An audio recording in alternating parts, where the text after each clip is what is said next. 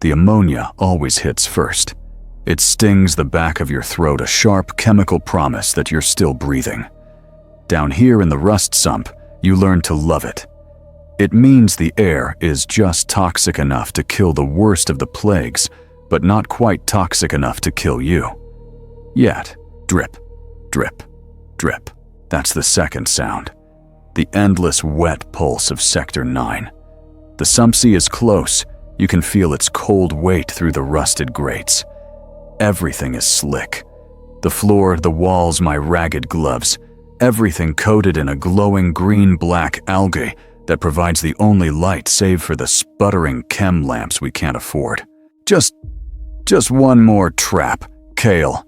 Riz coughed. It was a bad one. Wet, thick. I could hear the rot in his lungs, a bubbling percussion against the constant drip. We checked 5 Riz. They're empty. The fish are gone. One more, he insisted, leaning against a congealed pipe, his breath fogged in the damp air. We need something. He was right. Hunger was a cold, hard knot in my belly, a familiar ache. But Riz needed more than just starch. He needed real chems, medicine, and that cost scraps. We were scavengers. We were rats, skittering in the dark, and the traps were just as empty as our stomachs. I pulled my thin jacket tighter and followed the sound of his cough into the next chamber. The last trap was half submerged in a pool of iridescent filth. It was supposed to catch the mutated blind fish that swam up from the deep sump. It was empty of meat like all the others. I was about to kick at a small, useless spark of anger when Riz grabbed my arm. His grip was weak, but his eyes were wide. Kale, look, glint. I squinted. It's nothing, just the lichen reflecting. No, look. He pointed a shaking finger past the trap into the muck, and I saw it. It wasn't the dull green of algae. It was a clean, sharp light pulsing. Blue. I plunged my arm into the freezing, oily water, my glove sucking into the silt. My fingers brushed something smooth. Metal. No, not just metal. It was clean. I pulled it free. It was a box small enough to fit in my palm. Intact. No rust. No corrosion. And it was glowing with its own power. An archaeotech node. We stared at it. The blue light painted our gaunt faces. This wasn't scrap. This wasn't a mutated fish. This was hope. Real, dangerous, impossible hope. Throne. Riz whispered the word, a prayer. Look, Kale, Glint, we eat tonight. We live tonight. I breathed, clutching it. This was it. This was the miracle. This was worth everything. Enough for real food. Enough for a warm hab. Enough for the medicine. Enough to get Riz out of the sump. I almost laughed. It was the first time I'd felt the urge in cycles. The laugh died in my throat. A shadow moved at the edge of the chamber. Well, look what the sump dragged in. 3 of them. Sump rats, just like us, but bigger. Hungrier. Their faces were hollows in the gloom, and they held the tools of our trade. Rusted pipes, a sharpened piece of rebar. They blocked the only way out. Drop it, sump rat, the leader growled. He was a big skeletal man with mismatched boots. The hive takes all. I clutched the node, the blue light suddenly feeling like a beacon, a target. My heart was a hammer against my ribs. I looked for an escape. There was none. A sheer wall of wet metal on one side, the sump pool on the other. We were trapped. Look! Riz started holding up his hands. He took a step forward, then doubled over, coughing. A wet, racking sound that echoed in the chamber. Cough. We can split it. There's enough. It don't look like a fish, does it? The leader said, taking a step closer. He grinned, showing black, broken teeth. We don't want a piece. We want the whole thing. Riz, we can... I started my voice a dry whisper. I didn't know what I was going to say. We can what? Fight them? We were half-starved. I clutched the node tighter. It was our life. It was my life. The leader's eyes fixed on Riz, on his cough, on his weakness. The way a predator eyes the sickest of the herd. He's lung rot, the leader sneered. Waste of a good find. Kyle, Riz whispered, his eyes wide with fear, not for himself, for me. Kyle, run. Run. They jumped him, all three of them. They saw him as the weak link. They were right, and I hesitated, for one fatal stomach-dropping second. I froze. My feet were lead. I saw the rebar rise. I saw Riz try to block it with his thin arm. Survival screamed in my head. Louder than Riz. Louder than my shame. I did the only thing I could. I screamed, "Here!" and I threw the Archaeotech note. I didn't throw it at them. I threw it sideways into the deepest part of the algae-slicked chamber. The blue light arced through the darkness. All three of them, their heads snapped to follow the light, like rats to a new-dropped crumb. In that instant, I ran. I scrambled past them, slipping on the algae, pushing off the wall. I heard Riz scream, a short cut-off sound. I heard the first thud, a wet, heavy sound like a hammer hitting mud. I didn't look back. I just ran. My ragged breathing was the only sound in my world, drowning out the thud, thud, thud that I knew was following me. I ran until the ammonia burn in my lungs was worse than the hunger, worse than the fear. I ran until the sound of Riz's wet cough was finally blessedly replaced by the echo of my own boots on the grate. They say you forget the faces of the dead. But what if you were the one who left them to die? I ran until my legs gave out, until I collapsed in a heap of filth and shame miles away in a sector I didn't recognize. The node was gone. Riz was gone. I was alone. I had nothing. And in the Underhive, being alone means you're already dead. You're just waiting for someone to collect the meat. I didn't stop running. Not until I reached the territory of the Ash Vultures. I had nothing left to trade but myself. The Ash Vultures' territory started at the pit. It wasn't a gate. It was a scar. A repurposed smelting chamber that still hummed with heat. The air thick with the smell of ozone and old stale sweat. Two guards thick with muscle and scar tissue lounged by the choke point. I must have looked like something the sump spat out. I was trembling slick with algae filth and reeked of the fear and shame I'd run with. I fell to my knees at the barricade. "Please, I want to join. I have nothing." The first guard laughed a harsh, dry bark. "It's got nothing. It wants to join." He kicked me in the ribs, a hard, practiced motion that sent me sprawling onto the hot metal floor. "We all got nothing, rat. What we take, we keep." They dragged me up, searched me. Their hands were rough, checking for weapons I didn't have, for scraps I'd lost. They were disappointed. The beating was quick, efficient, and impersonal. Just business. I curled into a ball, protecting my head, my voice a broken rasp. "I know tunnels. Sector 9. The sump. I can guide." That made them pause. The kicks stopped. One of them nudged me with his boot. "It squeaks. Says it knows the sump. Slit will want to hear this." I was dragged, not carried, into the vulture's den. It was hotter inside, louder. The clang of metal, the shouts, the hiss of chems. They threw me down at the feet of a man so thin he looked like a razor blade given legs. He sat on a throne of piled scrap, idly cleaning his teeth with the tip of a long knife. This was Slit. His eyes were pale like old ice, and they looked at me with bored contempt. Another mouth to feed. Slit hissed, his voice like sand on rust. He didn't look at me. He looked at the guard. "Why is this thing bleeding on my floor? Says it knows the sumpways Sector 9. Says it can guide marked," the guard reported monotone. Slit's pale eyes finally focused on me. He inspected me, like a butcher inspecting a piece of meat. "It's starved. Weak. Why shouldn't I just process you for starch? Give me one reason." My throat was dry. The fear was so big it left no room for anything else. I know the sumpways. Sector 9. I repeated, my voice shaking. "The old pipes. The ones that go under the grinder turf. I can guide. I can get you in." Slit stood up. He was taller than I thought. He walked over, the knife still in his hand. He circled me. I could smell the stale chems on him.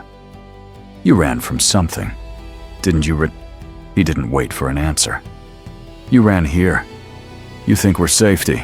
He laughed, a sound like tearing metal. "We ain't safety. We're just the bigger predators." He turned back to a small, glowing forge where metal bars were kept heating. "You know the sump? Maybe. But can you take it guts? Maybe. Show me."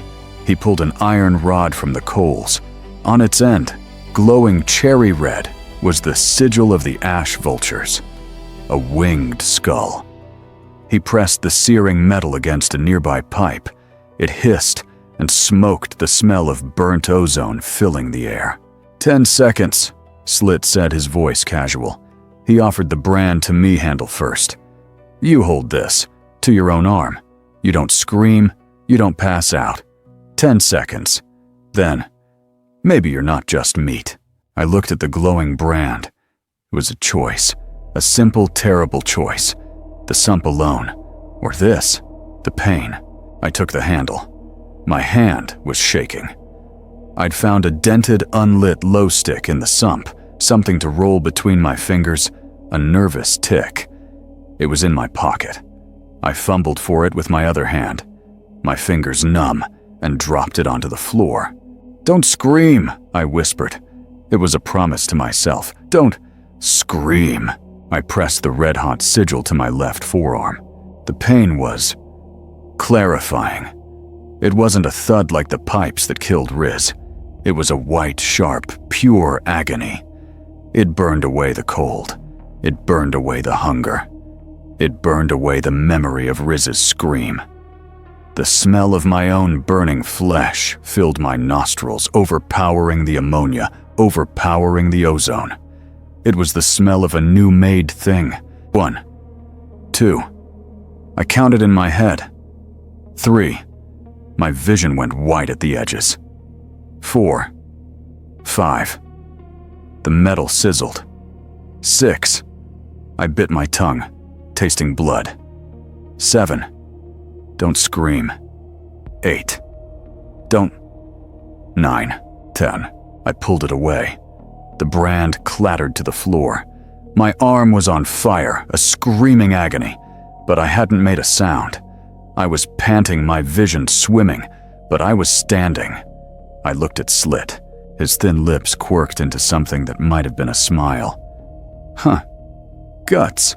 Or just dumb." He kicked my fallen low stick. "You dropped something, scum." I fumbled my branded arm useless and picked up the low stick with my shaking right hand.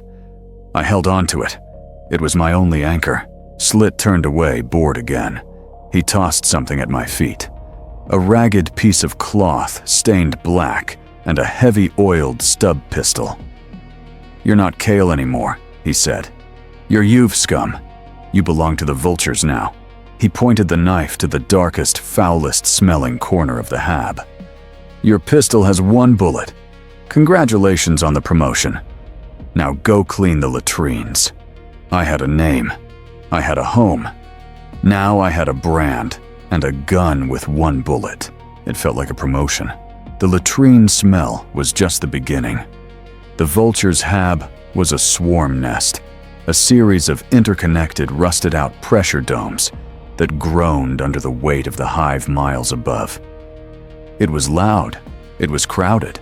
The air was a thick soup of unwashed bodies, stale chems, and the constant sickly sweet sizzle of the corpse starch cookers. My arm throbbed the new brand, a hot, tight fire under the ragged gang rag Slit had given me. This was home. I learned the pecking order without anyone drawing me a diagram. It was simple. I was a You've. That meant I was less than property. I was a slave.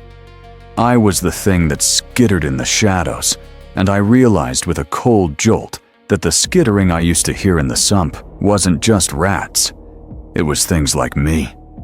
Above us were the gangers, the full members. Their rags were a little cleaner. their bellies a little fuller. They got the best shifts, the first dip of starch, and above them, unseen, spoken of only in whispers, were the champs and the baron. They were myths. I was the mud. My first job wasn't a raid. It wasn't a fight. It was labor. A 20-hour shift in a collapsed dome, harvesting scrap metal. The air was thick with rust dust that coated my throat, and the only sound was the rhythmic, deafening clang, clang, clang of hammers on metal. It was back-breaking. I hauled twisted rebar until my arms felt disconnected from my body, the fresh brand on my forearm screaming with every lift. Beside me, another Yuva, a kid even thinner than me, was trying to pry a sheet of metal loose from a tangle of wires. The ganger overseer, a brute with a shock maul, watched us with dead eyes. The shift in the metal was sudden. A deep groan. A snap of stressed supports. The thin kid looked up, his mouth forming a silent "oh" as a 1-ton slab of ferrocrete above him just dropped. It wasn't a loud sound, just a final wet crunch, and the clang, clang, clang of the hammers. It didn't even pause. I stared. The kid was gone. Just a pair of worn boots sticking out from under the slab. The overseer glanced over, spat. "He's dead," the brute grunted, not even raising his voice. "You stop working, you join him." I looked at the Yuva next to me, who was already back to hammering his face, a mask of exhaustion. "What's his name?" I whispered, the rust dust making my voice raw. The other Yuva didn't look up. His hammer rose and fell. "Who cares?" he rasped. "Pick up the pipe, scum." I picked up the pipe. The clang, clang, clang swallowed us all. My next shift was guard duty. I stood by the entrance to the chem lab, my single bullet pistol heavy in my hand, and tried to look mean. This was the slot deal. I watched the junkies line up their hands, shaking their cred chips clutched tight. They weren't like the gangers. They weren't predators. They were hollow. An emptiness in their eyes that scared me more than the scav leader in the sump. They got their little vials of glowing green liquid and drifted away, already ghosts. I learned the rules. I learned them from the beatings I watched and the few I took. They were simple. Rule 1. The Baron gets his cut first, always. Rule 2. Don't steal from the gang. You steal from anyone else that's business. You steal from a vulture that's death. Rule 3. Never ever talk to enforcers. You see a Palanite's blue armor, you run or you die. The punishment for all of it was death. Simple. After 36 hours of non-stop work, scrap hauling and guard duty, I was shoved in front of the quartermaster. He spat on the floor and threw a bowl at me. In it was a single gray, lukewarm scoop of corpse starch paste. It tasted like recycled cardboard and desperation. I ate it in 3 seconds. Then he tossed me 2 small, heavy objects. They clicked in my palm. Bullets. 2 more bullets for my stub pistol. My gun now had 3 rounds. I stood there, my arm aching, my body screaming with exhaustion, my stomach gurgling with the gray paste. I was a slave. I'd watched a boy be crushed. I'd guarded poison. And I was holding 3 bullets. It felt like wealth. I learned the rules. I ate the paste. I loaded the bullets. I was property. But I was living. Weeks passed. The brand on my arm healed into a tight, ugly scar. A reminder. I kept my head down. I worked. I ate the paste. I earned 2 more bullets. I was surviving. Then Slit pulled me from the scrap line. "You," he hissed. "You're coming with me, and you." He pointed to 2 other youths. "Gore. You're ballast. Time to earn your keep." He took us on a collection run. We left the heat of the pit and moved into a neutral market zone, a wide open space where even rival gangers bartered under a fragile truce. The air here was different.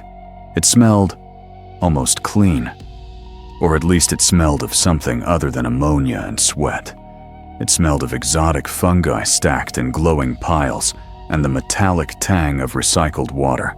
Our target wasn't a rival. It was a small merchant stall, barely a lean-to run by an old man named Grizz. He was ancient, his face a road map of wrinkles, his hands gnarled around a steaming cup of fungi broth. He was selling water filters, old ones he'd clearly scavenged and tried to clean. He looked frail. He reminded me of Riz. The same thin shoulders, the same look of weary persistence. A cold stone settled in my gut. Slit didn't barter. He kicked over a stack of filters. They clattered across the grate. "Grizz, you're late." The old man flinched, spilling his broth. "Slit, please. The corpse grinders. They came through 2 days ago. They took everything. I have nothing. I swear." "Wrong answer, old man," Slit said, his voice dangerously quiet. "The vultures protect this sector. You pay us. You don't pay them." He looked around, saw the other traders pointedly looking away, and smiled his razor-thin smile. He unhooked a heavy, solid pipe from his belt, but he didn't use it. He tossed it to me. It landed at my feet with a heavy clang. "He's not listening, you've..." Slit said, his pale eyes fixed on me. "Make him listen. Break his leg." I stared at the pipe. The sound of it hitting the metal floor echoed in my head. Thud. Thud. The sound that killed Riz. I looked at the old man, who was now trembling, his eyes wide, with a terror I knew intimately. He's just an..." I started, my voice choking. I saw Riz coughing. I saw the scavengers, their faces shadowed. I saw the rebar rise and fall. My hand was frozen. I couldn't pick up the pipe. My flaw. That lingering shred of empathy. It was a hook in my gut, paralyzing me. Slit's smile vanished. The air went cold. "You're weak." The world exploded in white light and pain. He cracked me across the face with the butt of his pistol. I fell to my knees, the taste of blood and ozone filling my mouth. "He's nothing," Slit snarled, shoving me aside. "Same as you if you don't." He grabbed the pipe from the floor himself. He turned to Grizz. The Yuva was trying to be polite. A sharp crack. Not a thud. A clean, brittle snap. The old man screamed a high, thin sound that was cut off with a sob as he collapsed over his broken leg. The sound, the snap of that bone, it would stay with me. Slit calmly began tossing the old man's meager earnings, a few cred chips, a handful of filters into a sack. He whistled a tune. When he was done, he kicked Grizz. "Payment received." He threw the sack at me. It was heavy. "Carry it, you useless scum." I did. I kept my head down. The blood from my split lip dripped onto the sack. I could smell the fungi, sharp and earthy like the traps Riz used to set. I walked behind Slit back through the market, my face throbbing. I felt nothing but the white-hot pain. The beating I got back at the hab was savage. Slit made an example of me. He beat me for my hesitation, for my weakness. He beat me until my ribs cracked, until I was a bruised, broken heap in the filth. He beat me until I understood. The lesson was simple. The pain of the beating was far, far worse than the pain of the act I refused to commit. My empathy was a liability. My hesitation was a death sentence. That night, lying in the dark, my body a symphony of agony, I felt for the low stick in my pocket. I gripped it, the small, dented thing that had been my anchor. I gripped it so hard, my fingers trembling with rage and shame, that the old dry tobacco stick snapped in two. I let the broken pieces fall into the grime. Kyle was gone. The ganger had work to do. I would not hesitate again. The beating healed. The cracked ribs knitted. The shame settled hard and cold like concrete. I was a ganger now. I'd earned it with my broken bones. My pay was better. 2 scoops of starch, 5 bullets a week. I even found a new low stick, a replacement for the one I'd broken. I needed the object. I needed something to roll between my fingers, a small, quiet motion, that kept the rage and the fear from boiling over. I was on patrol in the wireways. This was the border, a maze of ancient service tunnels that snaked between our territory and theirs. The corpse grinders. Even the other gangers spoke of them with a mix of hatred and fear.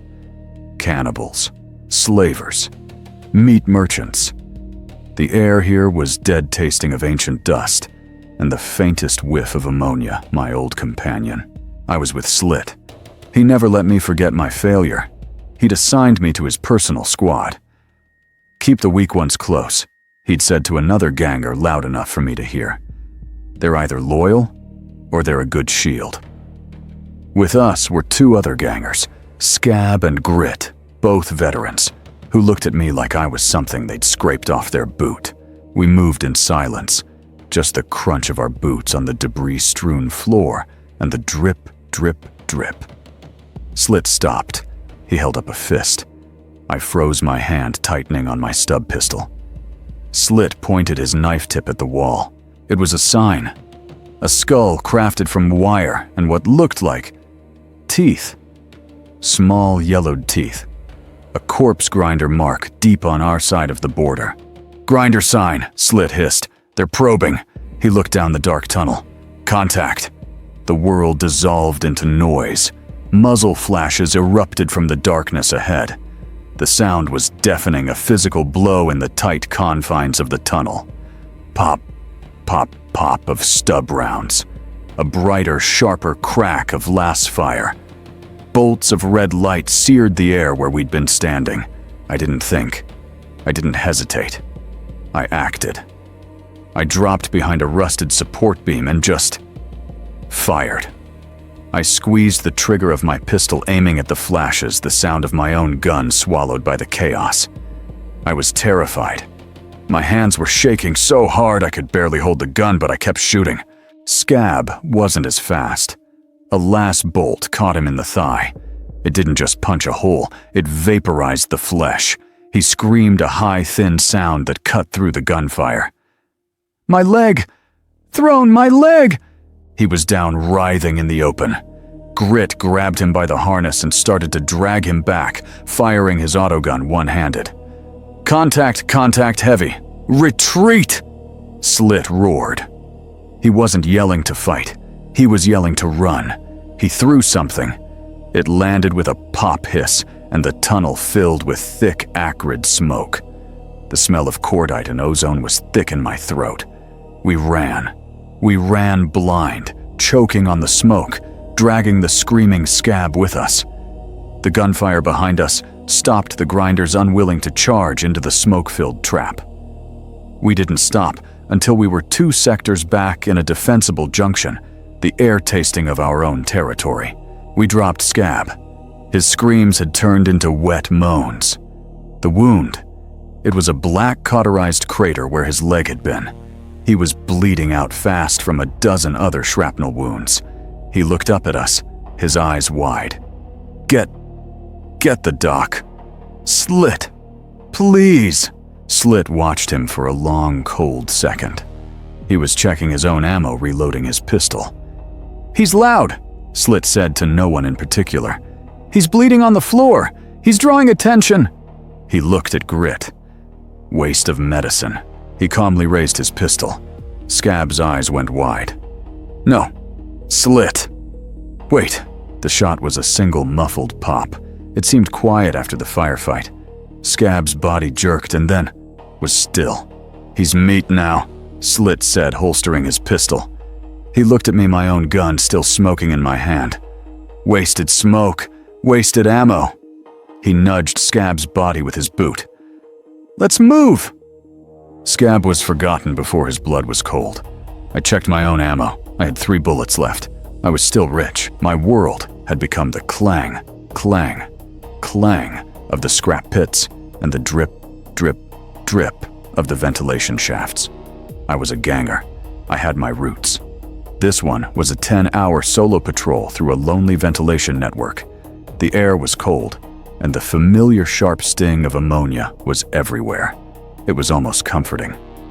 I was numb, my body moving on a cycle of exhaustion and duty. I checked seals for grinder marks, my stub pistol heavy on my hip, my fingers rolling the smooth, unlit low stick in my pocket. A nervous tick that had returned.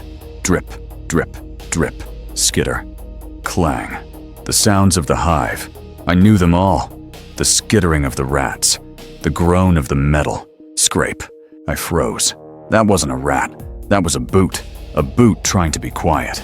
My hand was on my pistol before I even registered the thought. I was no longer prey. I was vulture. I slipped behind a massive humming conduit, the metal warm against my back. I clicked the safety off. I listened. Drip, drip, scrape, closer. He was alone. I could hear his breathing. It was ragged, scared. I moved from the conduit, my own boot silent on the grate. I rounded the junction. We saw each other at the same time. He was a kid, maybe 14, younger than I was. He was thin, drowning in ragged corpse grinder colors. His eyes were wide with a desperate animal terror. For a second, he looked just like I had kneeling before Slit. We both scrambled. He was fumbling with a cheap rusted auto pistol. He raised it, his hands shaking. I raised my stub pistol. My hand was steady. The kid pulled his trigger. Click jam. A loud metallic fatal sound. The kid's face, already pale, turned to ash. He stared at his useless weapon in disbelief. I didn't hesitate. I didn't feel the flaw. I didn't see Riz. I didn't see Grizz. I saw a threat. I saw a grinder. I fired. The bang was flat and final in the narrow shaft.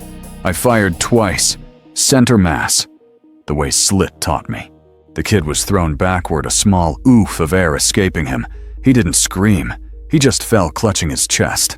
The silence that followed was heavy. It was broken only by the drip, drip, drip, and a new sound. A wet, awful gurgling. I advanced, my pistol still raised. He was on his back, twitching. His eyes were open, and they were looking right at me. He was drowning. He was just a kid. He's just a kid, a voice whispered in my head. He's corpse grinder, a colder voice answered. He's meat. I remembered Slit standing over Scab. He's loud. Waste of medicine. I remembered the snap of the old man's bone. I remembered the thud of the pipes on Riz. I understood. This wasn't mercy. This wasn't cruelty. It was efficiency. I stood over him. The kid's gurgling was frantic. His eyes pleaded. I put the barrel of my stub pistol to his forehead. His eyes closed. The sump takes all, I whispered. I fired the third shot. The gurgling stopped. I stood there in the ringing silence, the smell of cordite and blood cutting through the ammonia. I felt nothing. No victory. No shame. Just empty. A job finished. I holstered my pistol. My glove was slick with his blood. I knelt. I methodically stripped the body. The jammed auto pistol. It was a piece of junk, but Slit would count it as salvage. A half ration of gray starch. I pocketed it. I checked his belt. 3 stub rounds. My caliber. I took them. I found myself rolling my low stick between my fingers, smearing the kid's blood on the smooth, dented surface. I didn't wipe it off. I just continued. I left the body for the rats and continued my patrol. I reported the contact. Slit gave me an extra ration for the pistol. I ate it. I didn't taste it. A summons. The word came down from Grit, who was now my squad leader. The Baron wants to see you, now. My blood turned to ice. My stomach dropped. A summons from Baron Vost. A man I had never seen was not a promotion. It was an execution. You were summoned to be made an example of. I thought of the Juve crushed by the slab. I thought of Scab. I thought of the kid I'd shot. Had I taken too long? Had I wasted ammo? The walk to the top level of the dome was the longest of my life. The guards at the final bulkhead weren't gangers. One was a brute in salvaged, mismatched power armor, the joints hissing with every slight movement. He didn't even look at me. He just held up a hand, and I waited, trembling, until a chime sounded from inside. The heavy armored door slid open. I stepped inside, and the first thing that hit me was the warmth. It wasn't the humid heat of the sump or the dry, ozone-laced heat of the pit. It was a clean, dry, real warmth. The room was the dome's original command center, and it was sealed. The air was filtered. I took a breath and didn't taste ammonia or rust. It was unsettling. A flickering hollow projector cast a map of the tunnels on one wall, and on a throne made from the command chair and fused scrap sat Baron Vost. He was a mountain of scar tissue old augmetics and sheer, terrifying presence. One arm was a massive, piston-driven claw. His voice was a low rumble like distant machinery. "This is the one." Slit was there. He stepped out of the shadows, a thin, cruel smile on his face. "This is him, Baron. The one I told you about. Coil. My little sump rat." I was terrified. Slit was going to sell me out. I was going to die here. "He's cold," Slit said, and it wasn't an insult. It was a recommendation. "He's quiet. He did the Grinder Uve in Vent 9. No hesitation. He did the collection run on Grizz. After a correction, he follows orders." The cruel irony of it. My greatest failure, my hesitation, had been beaten out of me, and its absence was now my greatest virtue. Vost stared at me. His augmetic eye whirred as it focused. "You're off the line," he rumbled. "Grit takes your patrol. You're with me now." I stared. "Baron, you're my personal guard," Vost said as if it were obvious. "You stand by the door, with Hork." He gestured to the power-armored brute. "You're promoted." I was safe. I was off the scrap heap. I was out of the tunnels. I had stability. Then I truly looked around the room. I saw the Baron's life. In a crystal decanter, I saw clear water. Not the gray recycled sludge from the taps. In a cage in the corner, a figure whimpered, blindfolded and bound. A psyker. A living captive thing. On a small, sizzling plate, a piece of meat was cooking. Real meat, not starch. The smell was rich and smoky. It disgusted me, and it made my mouth water so violently I almost choked. "You stand by the door," Vost repeated, his eyes never leaving the holo map. "And you watch everyone who comes in. You watch their hands. You watch their eyes." He turned his massive head and looked right at me. "And when no one is in the room, you watch Slit for me." He smiles too much. The cold realization hit me. I wasn't a guard. I was a tool of the Baron's paranoia. I was the knife he would use, or the shield he would hide behind. I was in a gilded cage, but the cage was just a different kind of trap. The Baron's massive claw arm picked up the piece of cooked meat. It was a steak, a mutant rat steak, but it was meat. He tore a piece off and with a surprisingly delicate motion tossed it to me. I caught it. It was hot, sizzling. "Eat," Vost commanded. I looked at the meat. I looked at Slit, who was watching me with a look of hungry jealousy. I looked at the Baron. I ate it. It was the best thing I had ever tasted. Salty, rich, and real. It dissolved on my tongue. "Good," Vost rumbled, turning back to his map. "You eat my meat, you take my bullets." I stood by that door for cycles. I ate meat. I watched the Baron trade chem slaves and lives. And I watched Slit, who was always watching me back. Standing guard in the Baron's warm, quiet throne room made the hab blocks feel distant. I was a different kind of animal now. I ate meat. I was safe. The clang, clang, clang of the scrap pits was a memory. Then the alarm blared. It wasn't the contact alarm for a raid. It was a different one. A high-pitched, wailing purge siren I'd never heard before. Vost's augmetic eye snapped up from his maps. "Hab 3, what is that?" The screams started. They came over the Vox, a channel Hork patched through. It wasn't gunfire. It wasn't the sound of a fight. It was just screaming. High-pitched, wet, and endless. "Slit!" Vost roared into his personal vox. "Get your squad. Get Alpha. Get him." He pointed his claw at me. "Go. Contain it. Now." I was running before the door was fully open, my autogun in my hands. I was Alpha Squad now. The elite. The ones who ate meat. We met Slit at the HAB-3 bulkhead. The air, it smelled wrong. Under the familiar ammonia and filth, there was a new, cloyingly sweet smell, like burnt sugar and bad chems. "What is it?" I asked. Slit, my voice muffled by the filter I'd pulled over my face. "Bad batch." Slit hissed, his face pale. He was checking a flamer, the pilot light clicking on. "The new slot, it's tainted." The bulkhead door was buckling.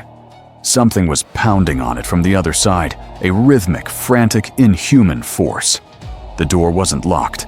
It was welded shut from the outside. The gangers who had been on guard duty here had sealed it and run. "Breach it," Slit ordered, stepping back and leveling the flamer. Hork, the power-armored brute, had come with us. He didn't use a charge. He just put his shoulder to the door and pushed. The weld groaned, and with a screech of tortured metal, the door ripped open. It was a nightmare. HAB-3 was a charnel house. The sweet smell was overwhelming. Bodies were everywhere. But the things moving through the gore weren't human. Not anymore. They were users. Their eyes gone, their skin slick with a chemical sheen. They were frenzied. They were fast. One of them, a woman who had been a ganger, leaped from a gantry. She landed on a vulture from our squad before he could raise his gun. They weren't using weapons. They were using teeth and nails. The sound, the tearing sound. "They're eating him, Throne, they're eating him!" The ganger next to me shrieked. The things didn't feel pain. We shot them. Stub rounds tore through their chests, and they kept coming. They were just animals, a tide of frenzied cannibalistic things. "Burn it!" Slit roared, and the world dissolved in fire. He unleashed a torrent of promethium.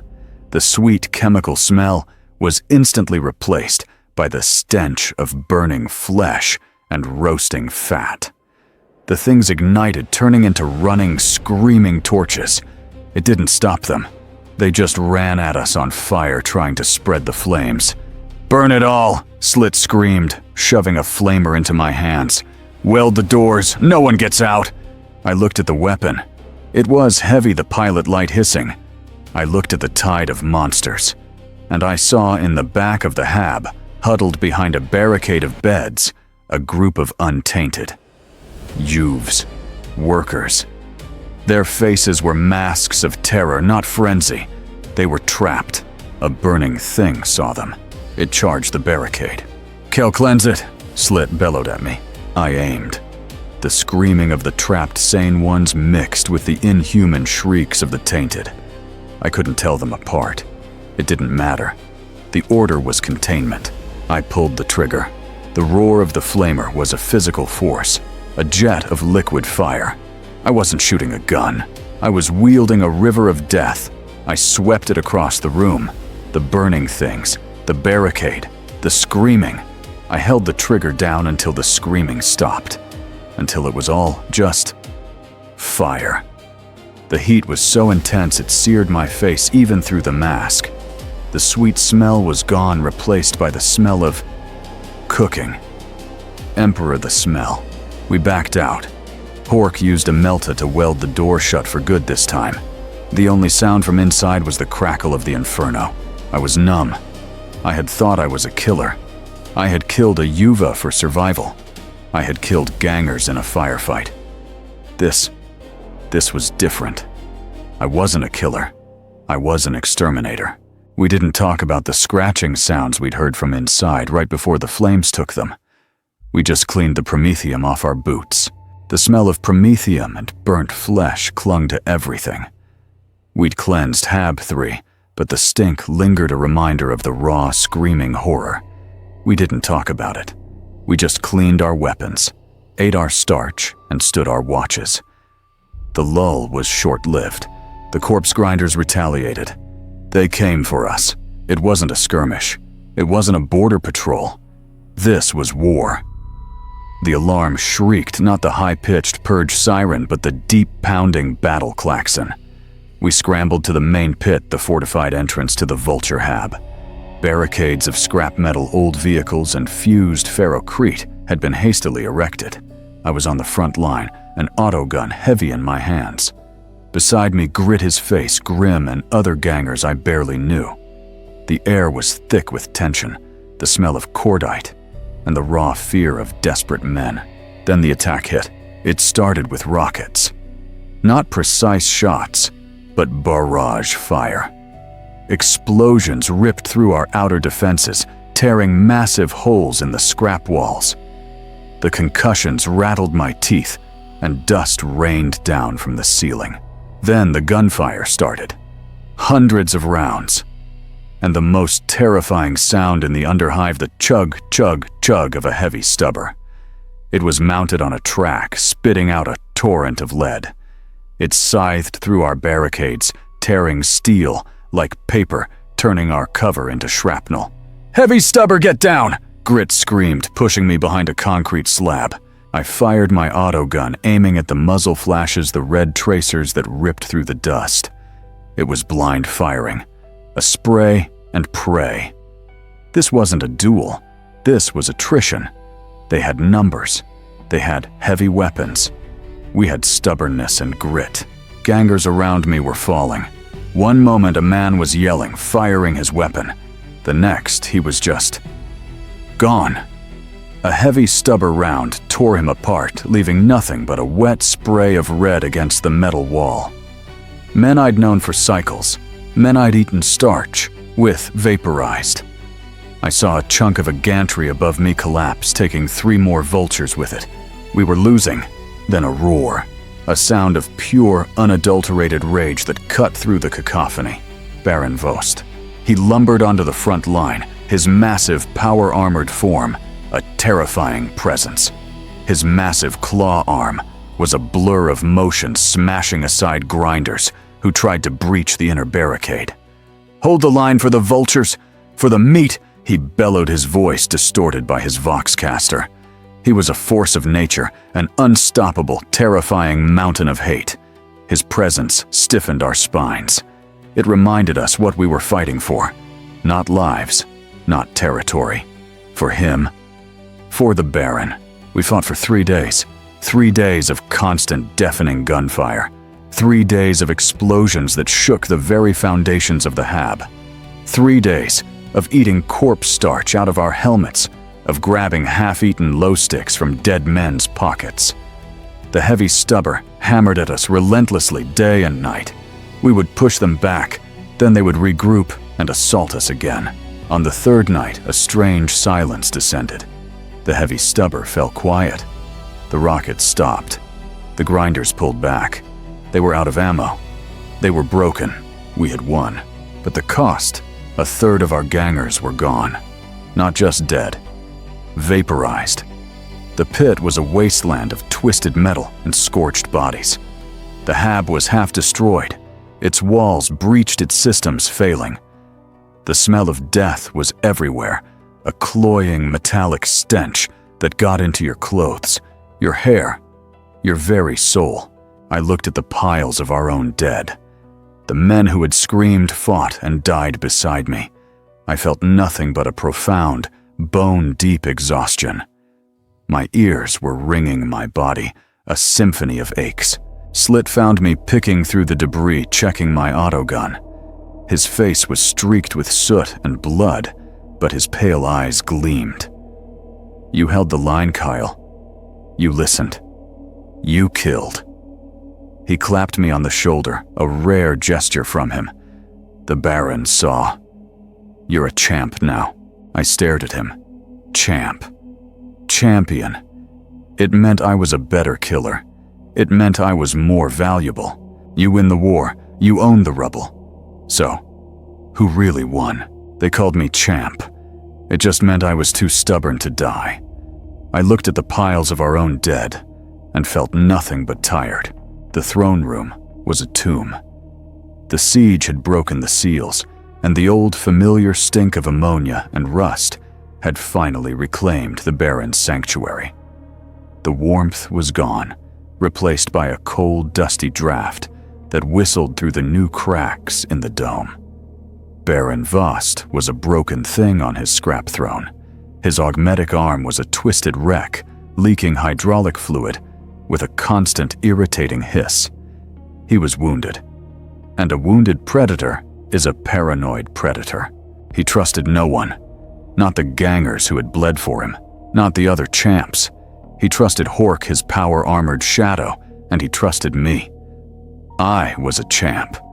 It meant I got to stand by the door, autogun in hand, watching my own shadow. I was no longer a tool. I was the tool.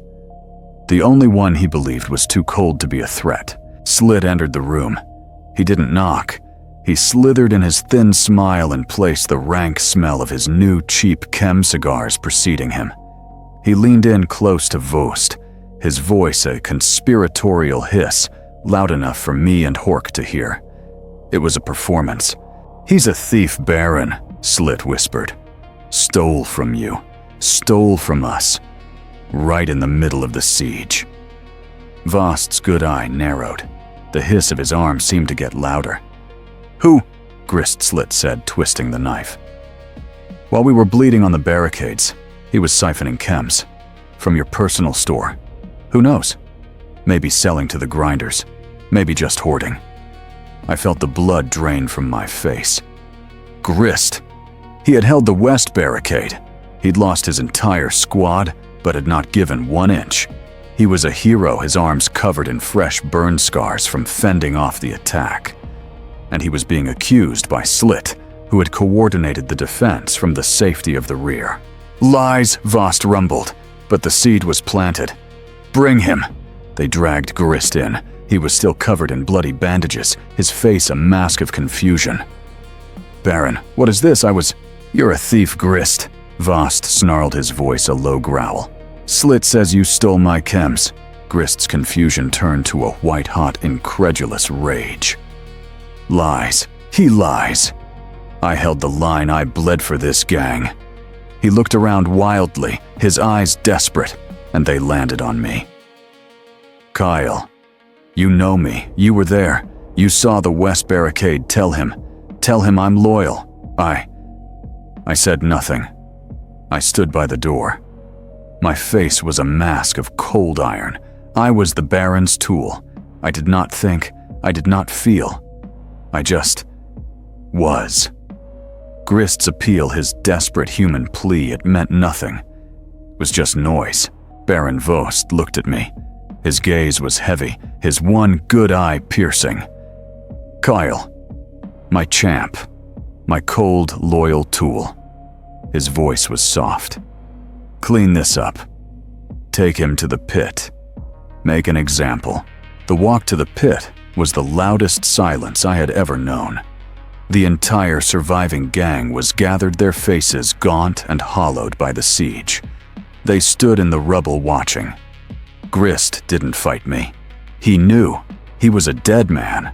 I pushed him into the center of the pit, the place where I had been branded so long ago. "It was Slit, wasn't it?" Grist whispered, his voice hoarse. He always wanted my root." I didn't answer. I raised my stub pistol, the one I'd carried since I was a Yuva. It felt impossibly heavy. The entire Hab was watching. I was the Baron's justice. "For the Baron," I said, my voice flat dead.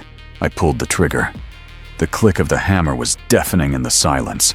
The bang that followed was a single sharp final sound that echoed off the broken dome. Grist fell. The crowd watched. No one spoke. Later, hours later, I was back at my post, standing by the door. The Baron was in a chem-induced sleep, his wound finally being tended. The throne room was empty. Then Slit came in. He wasn't alone. He was with Fang, the man who had been Grist's second in command, the man who had conveniently discovered the missing chems. Fang, who was now wearing a new champion sigil on his armor. Slit sat on the Baron's throne. A bold, arrogant move. He laughed that dry, sandy sound. He pulled out one of his chem cigars. He lit it, the foul smoke filling the room. And then, he offered one to Fang. Fang took it. They sat there smoking, talking about the new patrol routes. Grist's routes. They were dividing the spoils. And I watched. I watched the new champ Fang take a long drag of the chem cigar. I realized the truth. I hadn't executed a traitor. I had murdered a rival. I wasn't a soldier. I wasn't a tool. I was a weapon. And Slit had just proved he was the one who knew how to aim me. I was a ghost, a statue of cold iron. I stood by the door of the throne room, my autogun held at the low ready, and I watched. I watched the Baron strapped to his scrap throne, hissing in pain, as his ruined augmetic arm sparked and leaked. He was weak. He was paranoid. He was a wounded animal, and the Hab knew it. He trusted only Hork, the power-armored brute, and me, his cold, loyal tool. The air was thick with the reek of Slit's chem cigars, a constant, arrogant stain on the room. He had just been there whispering in the Baron's ear about new supply lines, his eyes smiling, always smiling. He was a snake, and I was the fool who had sharpened his fangs. Then the alarm. It wasn't a klaxon. It wasn't a purge siren. It was a clean, sharp, repeating wail. A sound I'd never heard. An outside sound. A blue light flashed on the main console. Unidentified breach. Hork boomed, his voice a metallic rasp. Lower levels, it's throne, it's them. Lock it down, Baron Vost roared, tearing at the restraints on his good arm. Lock us in, Kyle to the door. Slit to me, defend your Baron. Hork turned his massive form, moving with surprising speed. He reached the main bulkhead control, his hand raised to slap the seal rune. The heavy armored door began to groan, sliding shut on its ancient tracks. Slit moved. He moved like a striking viper. He didn't move towards the Baron. He moved behind Hork. For the Baron, Hork, said Hist. Hork began to turn a question in his metallic voice. Slit what? Slit's long, thin knife was in his hand. He didn't try to stab the armor. He knew better. He plunged the blade up under the massive armpit plate, into the one tiny, unarmored gap of the flexible joint seal. A perfect, practiced political move. Hork made a sound. A choked hydraulic gurgle. His massive body locked up. He toppled like a felled statue, crashing to the floor with a sound that shook the dust from the ceiling. The door its command interrupted slid back open. Slit was already at the panel, his blood-slicked hand hitting the open rune, forcing the doors wide. He looked back at Vost, his smile a rictus of pure venom. He was a traitor Baron. Tried to lock us in. The doors opened. Standing in the corridor were not corpse grinders. They were monsters of a different kind. Palanite enforcers. Their blue carapace armor was clean polished and terrifying. They held shock mauls and heavy, brutal, beautiful bolters. Package is secure. The enforcer captain said, his voice a filtered mechanical rasp. He pointed a power fist at Vost. That's the target. He's secure. Purge the rest. Vost finally understood. He saw Slit wiping his knife. He saw the enforcers. He saw me frozen by the wall. The betrayal was absolute. The wounded animal let out its final dying roar.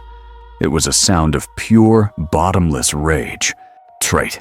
He ripped himself free of the throne, his one good arm raised, and he charged the enforcers. He charged the bolters. The sound. The boom, boom, boom. It wasn't gunfire. It was the voice of an angry god. It was thunder. It was annihilation. The bolter fire didn't kill Vost. It erased him. 1 second, he was a mountain of flesh and rage. The next, he was a red mist. Gone. The throne room was silent. Just the hiss of Vost's ruined empty chair and the ringing in my ears. The enforcers advanced, their weapons fanned out. Slit laughed, a high, thin, reedy sound that cut through the silence.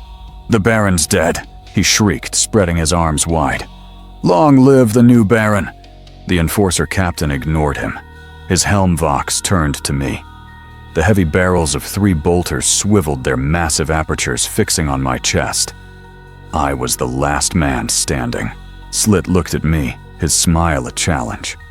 Well, Kale, my cold tool, my champ, going to avenge your master. I was trapped. I looked at Slit, the liar who had won.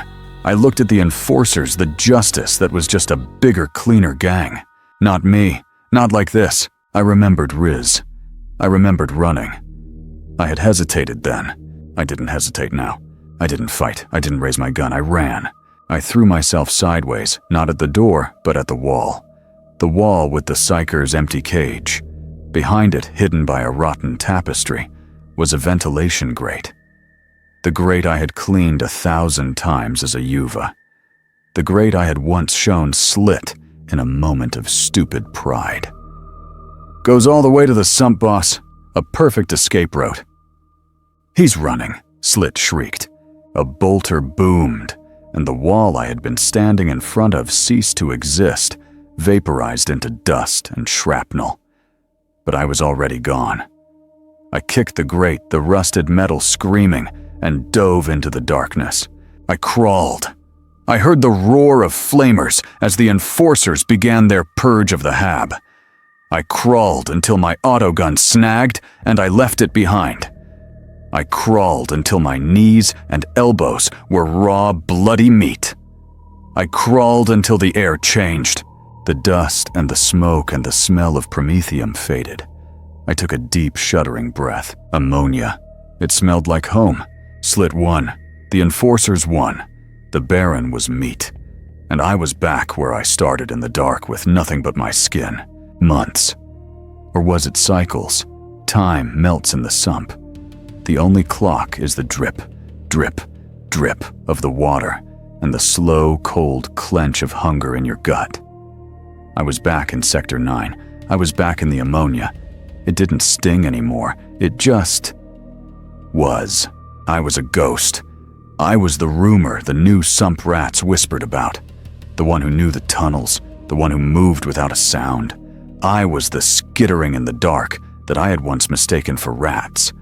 Slit's new vultures were the masters of the hab, now sanctioned by the enforcers, a new brand on the same rotten meat. I avoided their patrols. I avoided everything. I was alone. I was free. I was tired. I was checking a trap. A small wire mesh thing I'd set for blind fish in the same pool where I had found the archaeotech. The same pool where I had left Riz. It was an act of stupid, pointless repetition. The trap was empty. It was always empty. I heard the scrape. A boot on the grate. A scared boot. I didn't reach for a weapon. I didn't have one. Not an autogun. Not a stubber. Just a long, sharp piece of rebar I'd salvaged its end. Fire hardened. I turned my body aching and saw him. He was a kid. Maybe 16. All bone and rags and wide, terrified eyes.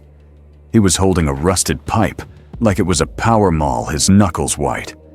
He saw me, my scarred face, my dead eyes, my gangers build, and he panicked. "Stay back!" he hissed, his voice cracking, trying to be a predator. "Stay back, old man. I'll kill you. This is my trap, my find." I looked at the kid. I looked at the pipe. I looked at the empty trap.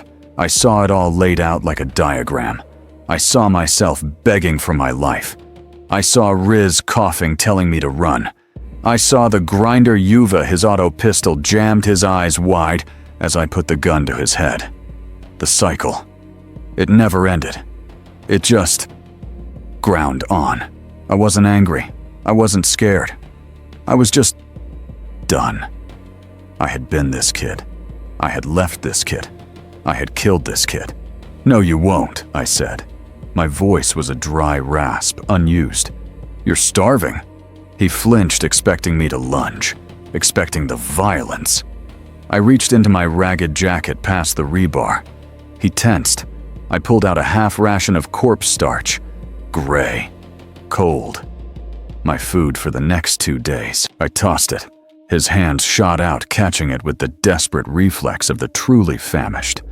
He clutched it to his chest, staring at me. His mouth open, his threat completely forgotten. He didn't understand. Eat, I said. I turned my back on him. A stupid move. A fatal move once. Now it was a test.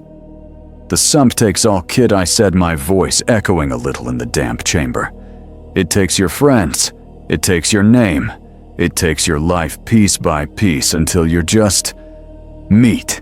It takes everything, unless you're strong enough to take from it. I stood there for a moment. My hand found my pocket, and I pulled out a fresh, unlit low stick. A clean one. I'd found a pack on a dead vulture patrol I'd ambushed weeks ago. I rolled it between my scarred fingers. The old familiar anchor. The kid was still there. I could hear his shaky breathing. He hadn't run. He hadn't attacked. He was just watching. I started to walk away into the shadows of the next tunnel. My name is Kyle, I said, not looking back. I'm starting a new crew. We don't run. I walked. 1 step. 2. The only sound was the drip, drip, drip, and the sound of my own boots. Then, scrape. A scrambling sound. The hesitant, desperate patter of the kid's worn-out boots on the grate trying to catch up. I didn't stop. I didn't look back. I just kept walking. I survived. I have my name back. But as I heard the kid following me, I had to ask, am I saving him? Or am I just finding my first recruit? My name is Kale, and my war is just beginning.